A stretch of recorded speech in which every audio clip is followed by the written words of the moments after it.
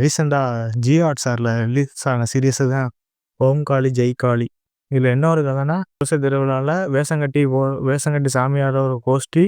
அந்த கோஷ்டில வந்து நம்ம விமலோட ஒரு லவ்வரு, ஃப்ரெண்டு 2 பேத்தையும் வந்து ஒரு கும்பல் வந்து கொன்றானுங்க. இது எதனால கொன்றானுங்க வச்சானுங்க. இதாங்க கதை. நிறைய புது ஹீரோலாம் நடிக்க வச்சிருப்பானுங்க. வில்லன்ல இருந்து ஒரு லேடில இருந்து எல்லாமே ஒரு டிஃப்ரெண்டா நடிக்க வச்சிருப்பானுங்க. அது யாருக்குமே தமிழ் தெரியாத ஆக்டரா தான் வச்சிருப்பானுங்க.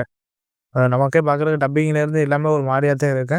ஆனா டயலாக் ரைட்டிங்லாம் எல்லாமே சூப்பரா இருக்குங்க guys. ஏன்னா அதில எப்படி திருநெல்வேலி பாஷை மாரி எந்த ஒரு பாஷைனே நமக்கே தெரியாது. அது நீங்க பார்த்தாலே தெரியும். ஆனா இது 18+ கன்டென்ட் மாரி கொண்டு போயிருப்பானுங்க. ஃபேமிலியோட கண்டிப்பா நம்ம பார்க்க முடியாது. ஏன்னா அதில ரொம்ப 18+ வார்த்தைலாம் அதிகமா யூஸ் பண்ணியிருப்பானுங்க. அதனால ஃபேமிலியோட பார்க்குறது தவிர்க்க வேண்டும். எல்லா ஏகப்பட்ட கேரக்டர் நமக்கு பார்க்கும்போது எல்லாமே நம்ம பார்த்த கேரக்டரா தான் இருக்கு.